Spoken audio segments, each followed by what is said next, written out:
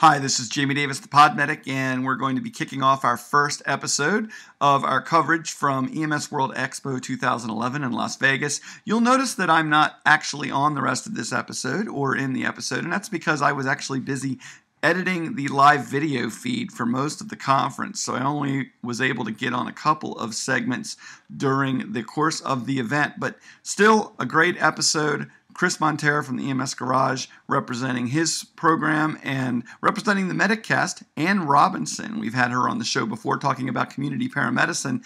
Chris and Ann are joined by Tom Bouthillet and Kelly Arashin, and they're talking about what EMS can learn from the nursing profession. So check out this episode, our kickoff show from EMS World Expo 2011.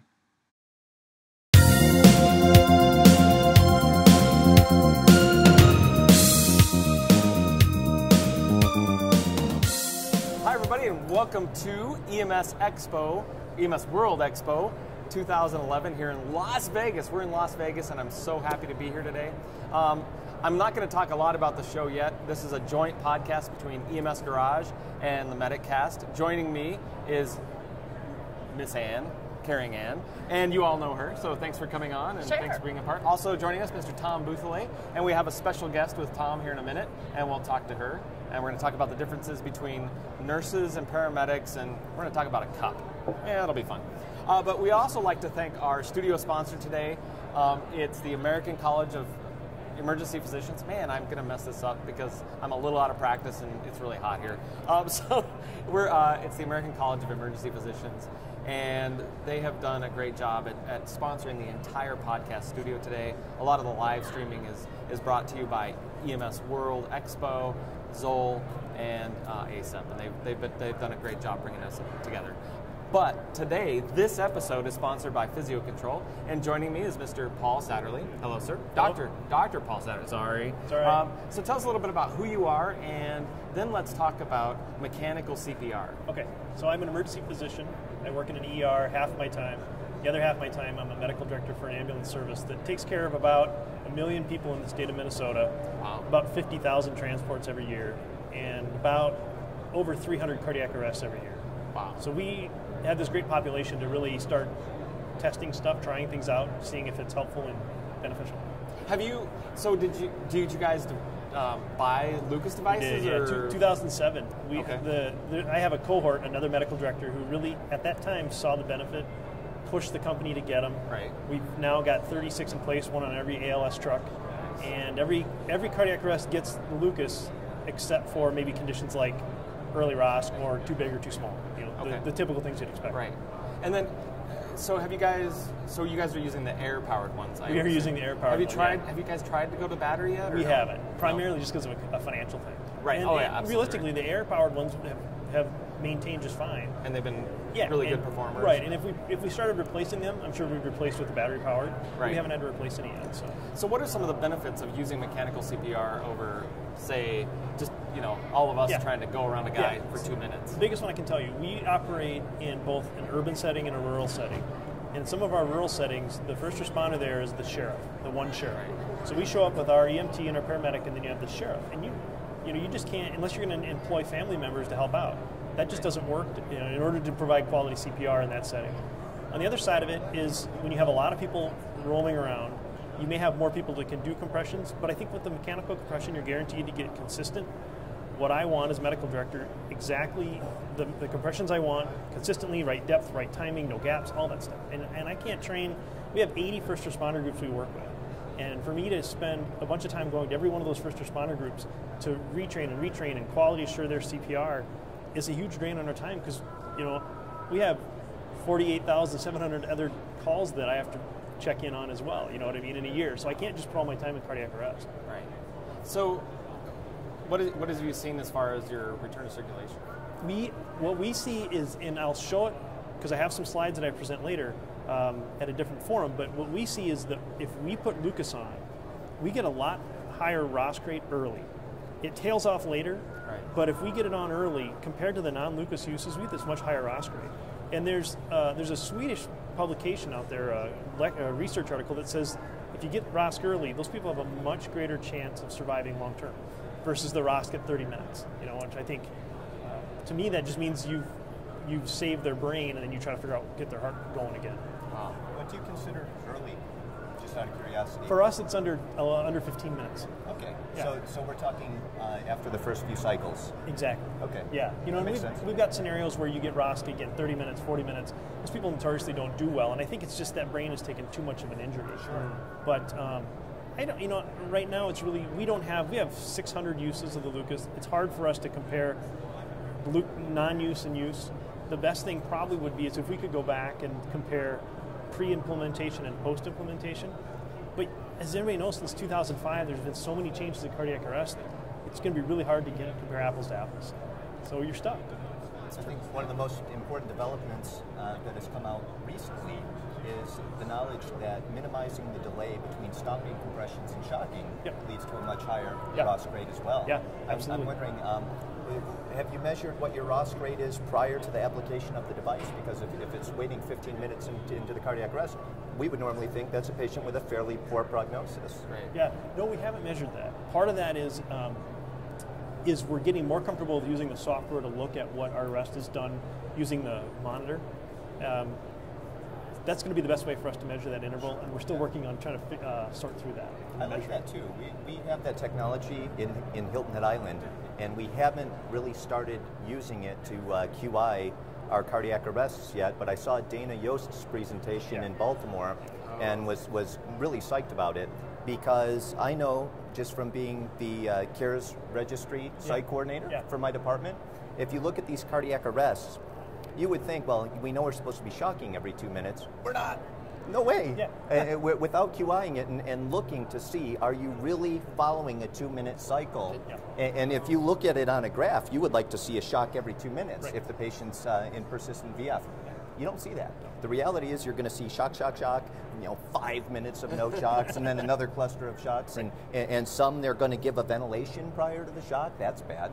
And so really without looking, I got a kick out of, I think it was Dana, I don't want to misattribute this, but I think he said, it's the disparity between what we remember happening. Oh, it was Houston. It was the guys in Houston. I was at the webcast from Houston where they used the same technology. It's basically saying, I don't know if that's what they would have liked to have happened or if what they remembered had happened on the call, but it's objective data. You can't argue it. It's like it's obvious what happened and how long the delays were, and I think it's good. It holds a mirror up to your system and lets you know exactly how you're performing.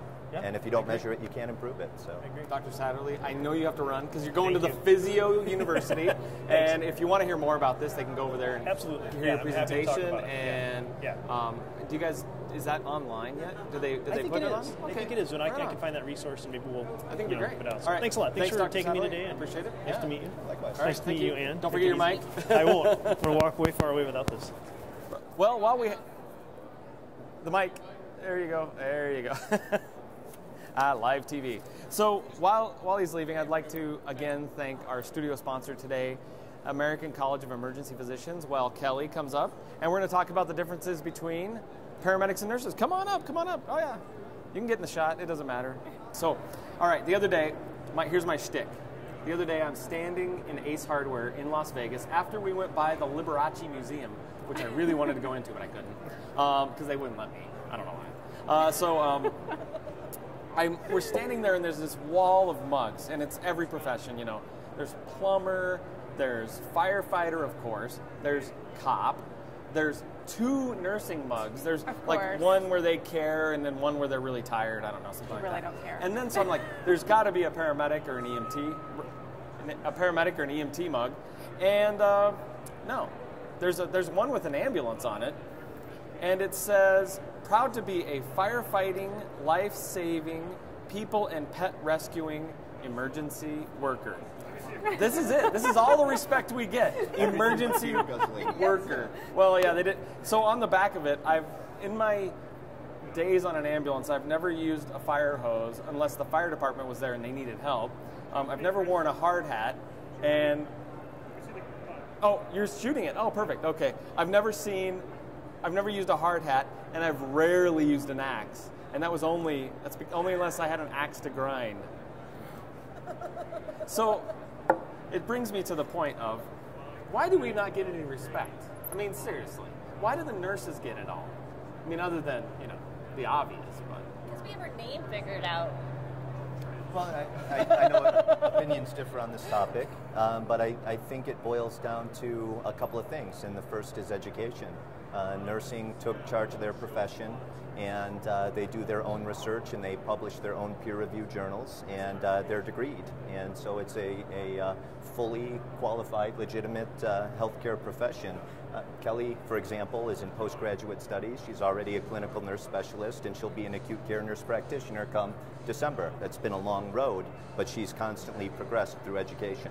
And I think if we want that same level of respect, it's going to be earned in the first place. And I think Skip Kirkwood says it best. We're so busy with the inside baseball, we want to nitpick who's an EMT B versus an I versus a P. And so instead of following, say, the Canadian or Australian model where you're an intensive care paramedic or an advanced care paramedic, you're different varieties of paramedic, and then the public would know what to call us, and we would have an identity like a firefighter or like a police officer. Right. So Kelly, I forgot to introduce you. Kelly, remind me of your last name. Arashan. Arashan. Yeah. Kelly's fine. Thank you, because I couldn't pronounce it either way. That's okay. And you're a nurse, and you're finishing your master's. I already have my your master's. You're going for your clinical. Yeah, sorry, I'm postgraduate. See, that's right. All right. She's like the doctors of nursing. Right. Yeah. So, what do you think about this? Is he right? I mean, He obviously, is. since you guys are dating and whatnot. He is, but nurse, and you'll agree. I mean, nursing is still trying to figure it out because we haven't figured out entry into practice. We're adding another terminal degree that is under huge debate that even the American Medical Association is fighting because literally there's a new doctorate of nursing practice that will yield doctor nurses, and they don't want us to use the term doctor. So because they stole it. Because they think doctor means medical doctor, but yet you have dentists, we call doctors. We have podiatrists, we call doctors. We have, we have rocket scientists, we call doctors. The only thing is that a nurse is a nurse. You can be an LPN and you're called a nurse. You can be an associate degree nurse and you're a nurse. You can be a bachelor degree nurse and you're a nurse. That's the only difference. But we still have our own turmoil and drama in nursing. So to the extent that you don't use axes and helmets, we still have a lot of turmoil and we have a lot of issues. I mean, we have been fighting about entry into practice probably for 40 or 50 years. And here we are adding another degree to confuse the public and nursing, and we still are trying to fight what's the minimal entry into practice. So you guys aren't alone. You guys are, whether you have a P or an A or a B or whatever, and you're a medic or an EMT, we're doing the same thing. Interesting. So, go ahead. I know you have something to say. Yeah, I knew you were going to say it. Go ahead. Go ahead. What do you have? No. Come on. Just say it. No, you don't. Why? It's Jamie's show. He's going to get all the credit for it, so go for it. Or not. No, I agree. I totally agree. And this is... I mean, we look like we figured it out, but we really haven't. Well, and I agree with Tom when it comes to the education. When you're looking, and I've been working with EMS for the last couple of years with some training and education classes, and I think that's a big piece is the difference between training or education or what that looks like, and what does it take for us to help move that in the right direction for EMS. Then I think about training and what can we do to train together, and I think just collaborating on our training efforts. So as professionals, healthcare professionals, we work better together if we actually do some of the training together. I also think you don't see volunteers in the, and I mean, and I'm not saying anything negative about volunteers, but what other profession can you have volunteers? This is a huge system. Pandora's box. I know, and I'm like the non-EMS professional. I know, I'll never be invited back on the podcast. It's a very difficult topic. That is a difficult topic, but you can't have the only time you can see volunteers, but they're already licensed professionals, and that's because they're going somewhere else and volunteering. Right. But you cannot have someone being a volunteer and having a lesser educational background and be able to perform the same skill mix. There is at least a grain of truth that to increase the educational requirements for paramedic increases the length of time and the cost to become a paramedic. And so people that have a real job already and a real career already will be less tempted to invest their own time and money to that level of education to be a volunteer and perform those services for free. That's just common sense that it would be that way. And so I think the fear is if you increase that requirement, then they're going to be an EMS system without paramedics. And what does that mean politically? And so it's tough. It's really an interesting dilemma, and I'm not really sure how it's going to be solved. Well, Tom Dick wrote an article recently, within the past couple of years, about this exact dilemma in our industry of every town has an attorney and they're paid. Every town has probably an accountant and they're paid. But it would be tantamount to those type of professionals going out and hanging out a sign saying free legal service. Right. The people that are there to get paid for it aren't going to be able to compete, and that guy's not going to be in business very long.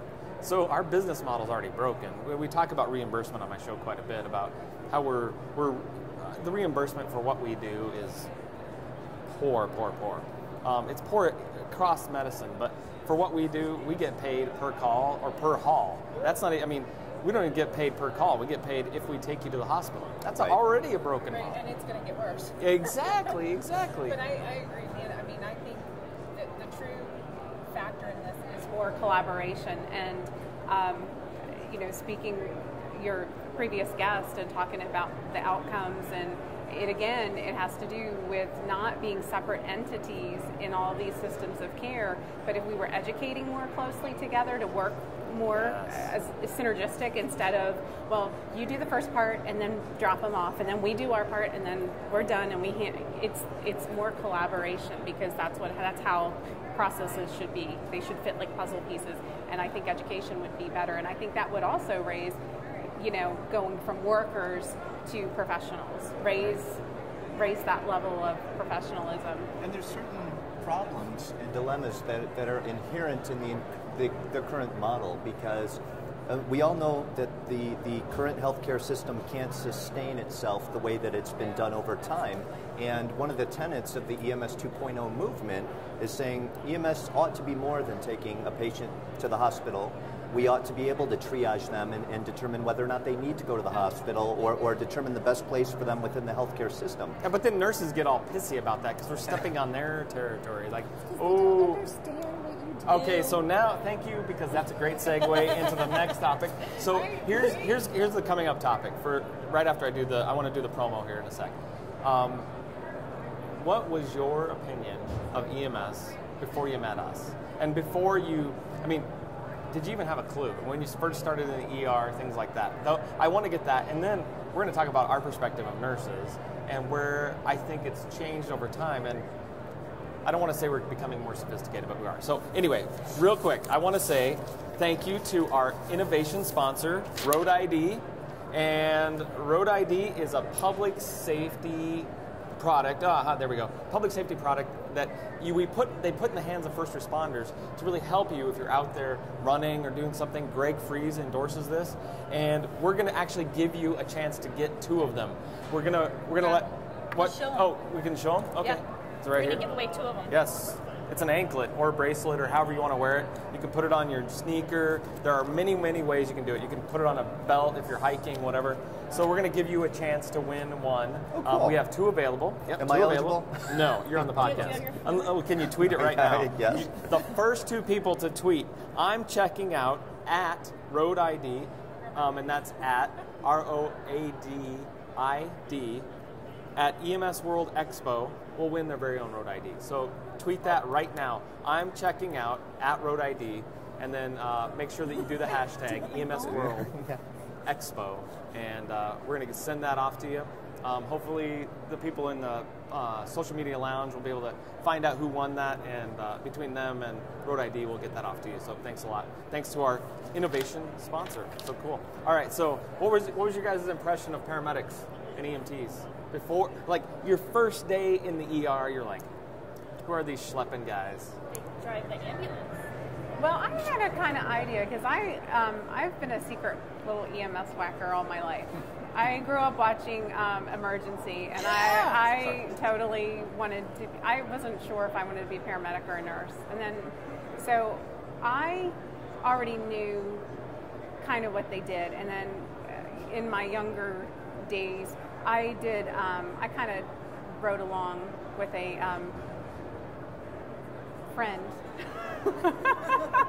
Are you a friend? No. Was this friend a man or a woman? A guy friend up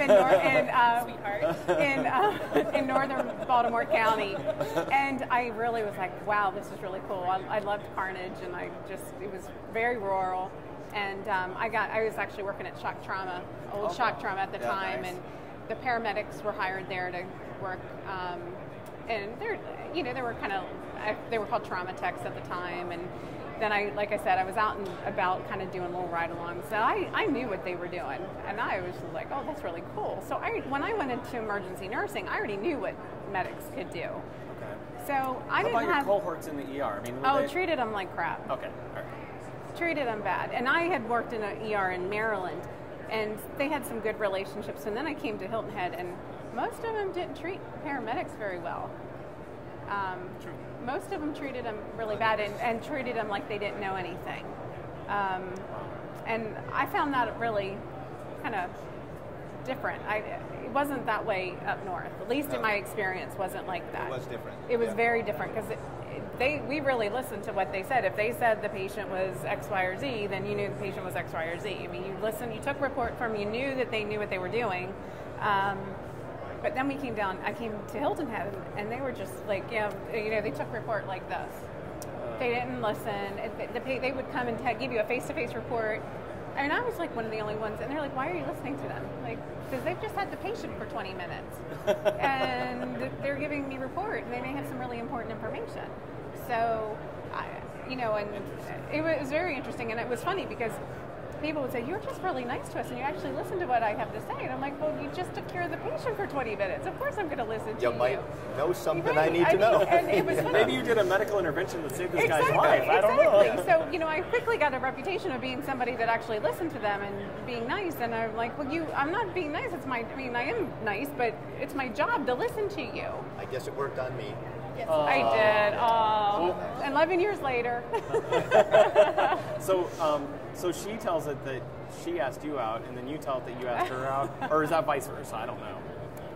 Well, it is a fact that she gave me her email address. in the Oh, emergency. nice. Yeah. Like on a glove? I think, no, on a little piece of but paper. he's Yeah. the one that got weak-kneed and tachycardic every time he saw me and tongue-tied and couldn't even speak to me. So you couldn't I even don't- give you a report when you asked for a report. And all you would go is, patient. Yeah, he was like, You grab a 4x4 and wipe my mouth and be like, stop drooling. So Ann, you come from a different aspect of healthcare, and I've heard your story, but many people have not. What did you think about us? So, being in healthcare for almost 15 years, until I started immersing in EMS the last 3 years, I didn't even know the difference between a paramedic and an EMT.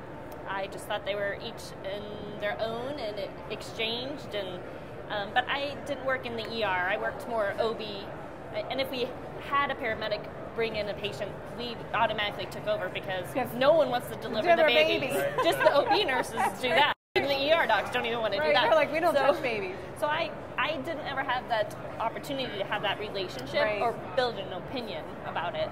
But now I think totally different. But the best way I immersed into it. I went on ride-alongs and just started spending time. You told me that one of your most eye-opening things when you were doing the ride-along is, well, these people actually have protocols and standards, and they do a lot of stuff.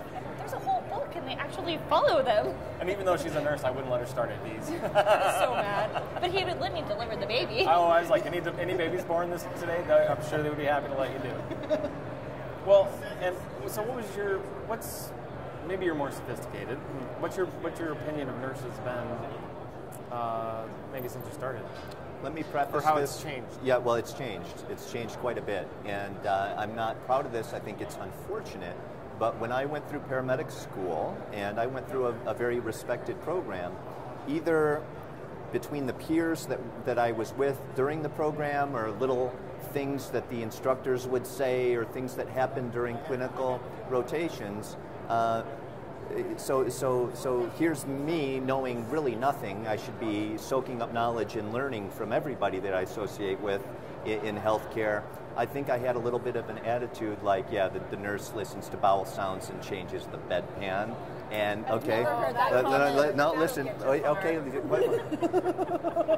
this is not winning me any fans in the nursing world. Okay, but you said it changed. No. And what I'm saying is, looking back at that 15 years later, I was the ignorant one. I didn't realize all of the tools that they brought to the table, and I didn't realize how little I actually knew. And so if I had to be taken care of by myself 15 years ago, I'd be scared to have a new paramedic take care of a loved one or anything like that, because one thing that I think is really unfortunate is in most EMS systems, as soon as you get your paramedic card, it's like, there's your ambulance, ta-da! You know, you might have to do X number of ride-alongs, but the reality is you haven't seen a tension pneumothorax. And you know, I to this day, I occasionally ride along with paramedics that have got, 5-6 years on the job, and they're like, well, I think we might have to decompress this chest. I'm like, do you see any ear hunger? Is the patient hypoxic? Think, man, think.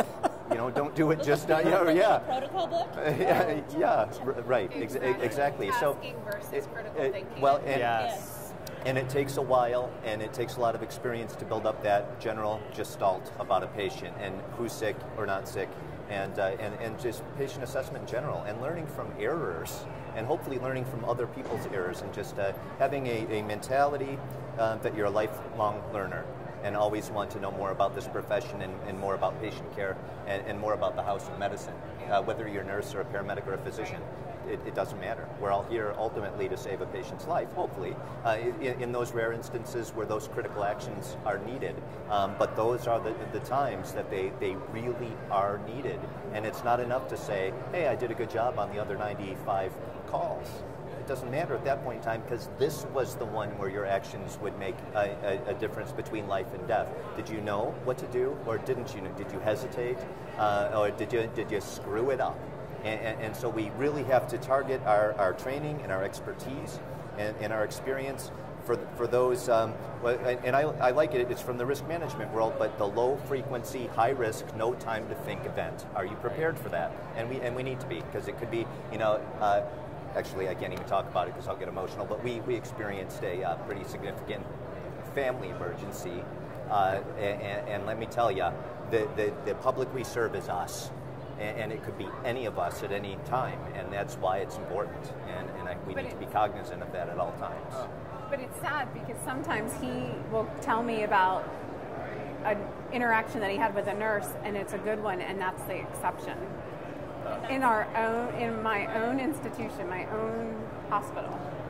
Because it's gotten I would assume so that poor. they all know that you were dating. And Everybody knows that. Yeah, it's common knowledge. We live on a 12 by 5 mile island in a 93 bed hospital. Well, I also, it needs to be said, a lot of that is because there's been so much turnover that they don't know me. Any nurse that's been around me for the past 10, 15 years would trust what I say or understand. But that's not an excuse, because So what do we do? Right. A nurse should... You're taking report from a paramedic that's just had the patient, say 15, 20 minutes or whatever. The lack of respect, or the lack of valuing the fact that you just... We're not always angels either. Right. So I was going to say, well, that's true. That's true. But the point is, our relationships are anything but positive.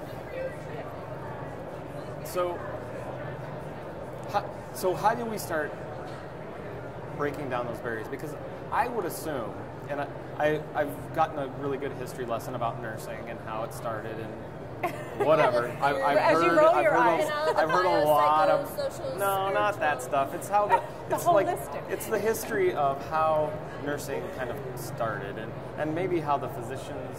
I'm sure physicians probably treat you just as poorly as we get treated. Worse.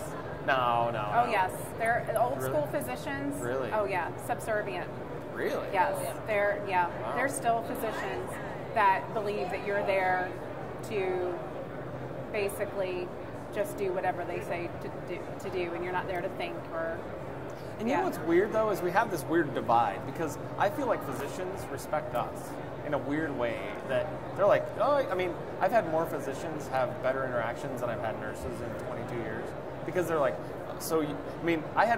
my best interaction was a busy level 1 trauma center, brought a patient in, the doc leaves and comes into the report room and goes, what did you guys do? And he sat down and he just wanted to hear. I'm like, you talking to me? You know, right. Like, here's what we did, you know? But that kind of respect, I mean, why do we have that, and what has happened? I mean, are you guys just trying to make us pay our dues, or I mean, no, I'm teasing. I mean, so where is the, We're done. we're done? We gotta go. They said 5 minutes. Jamie said Oh man, I'm talking. All right. Well, I'm getting the hook. So, Kelly and Tom, thank you guys so much. I hope we get to hang out this week in Vegas and maybe do dinner or something and talk more about this, because this is fun for me. I love finding out why it's so hard for us. But in the end, we're just all people, and I think if we would just take that thought into everything we do, it'd be so much easier. Now you're going to make me cry. All right. And for the MedicCast. the MedicCast, yes. TheMedicCast.com. Thank you very much. This is the joint opening day episode from EMS World Expo 2011 from the show floor live. I'm Chris Montera, Geeky Medic on the EMS Garage, and filling in for Jamie right over there, MedicCast.com. Scene Safety, BSI, I'll give him that. And we'd finally like to thank our sponsor for the podcast studio today, ACEP, the American College of Emergency Physicians, and this episode sponsor, Physio Control. Thank you guys, and we'll see you really soon on the next episode of EMS Garage and MedicCast. But coming up next is EMS Leadership with Chris Saballero, and I think Nancy Perry's coming on, so it'll be a really good one. That's going to wrap up this episode of the MedicCast. I want you to stay tuned this coming week and next week to MedicCast.tv. You'll be able to catch all of the video recorded segments from EMS World Expo released in the studio video feed at MedicCast.tv. So we'll be able to catch all the MedicCast episodes, but also all of the EMS Garage, EMS Leadership, EduCast, Standing Orders. There were just a ton of shows being produced there, and you'll be able to catch all of the coverage from EMS World Expo and all of our short segment interviews over at MedicCast.tv in the coming weeks. Again, you can find links to everything discussed in this episode over in the show notes for this episode at mediccast.com/blog. And don't forget to get back in touch with me. I'd love to hear from you. Send those emails in to podmedic@mac.com. More to come soon. And again, stay tuned to mediccast.tv for our continuing coverage recorded at EMS World Expo 2011 in Las Vegas.